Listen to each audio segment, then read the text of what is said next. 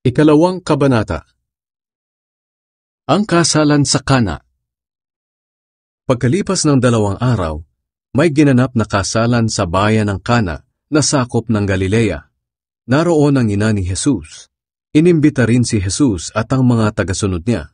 Nang maubos ang alak sa handaan, sinabi ng ina ni Jesus sa kanya, "Naubusan sila ng alak." Sumagot si Jesus, "Babae, huwag po ninyo akong pangunahan. Hindi pa po dumarating ang panahon ko." Sinabi ng ina ni Jesus sa mga katulong, "Sundin ninyo ang anumang iutos niya." May 6 na tapayan doon na ginagamit ng mga Hudyo sa ritual nilang paghuhugas. Ang bawat tapayan ay naglalaman ng 20 hanggang 30 galon ng tubig.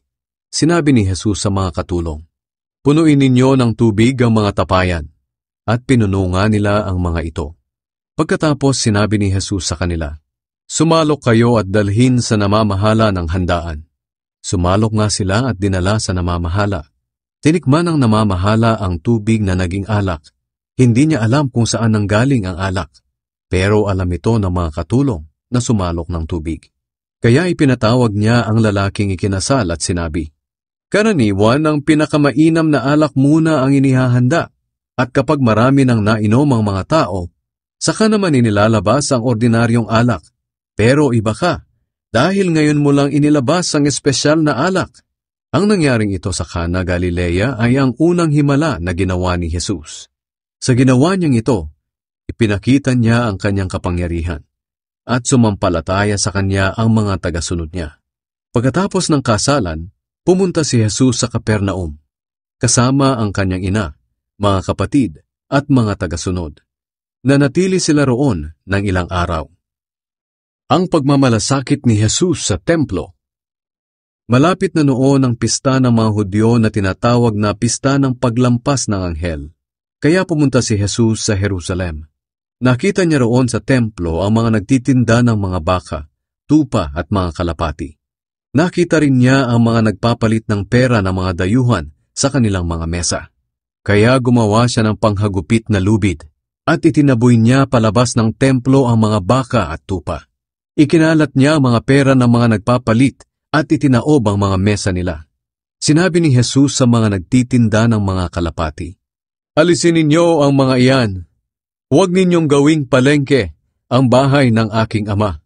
Naalala ng mga tagasunod niya ang nakasulat sa kasulatan, "Mapapahamak ako dahil sa pagmamalasakit ko sa bahay ninyo." Dahil sa ginawa niyang ito, tinanong siya ng mga pinuno ng mga Hudyo, "Anong himala ang maipapakita mo sa amin upang mapatunayan mong may karapatan kang gawin ito?" Sinagot sila ni Jesus, "Gibain ninyo ang templong ito, at sa loob ng 3 araw ay itatayo kong muli." Sinabi naman nila, "Ginawa ang templong ito ng 46 na taon, at itatayo mo sa loob lang ng 3 araw? Pero hindi nila naintindihan na ang templong tinutukoy ni Jesus ay ang kanyang katawan. Kaya nang nabuhay siyang muli, naalala ng mga tagasunod niya ang sinabi niyang ito.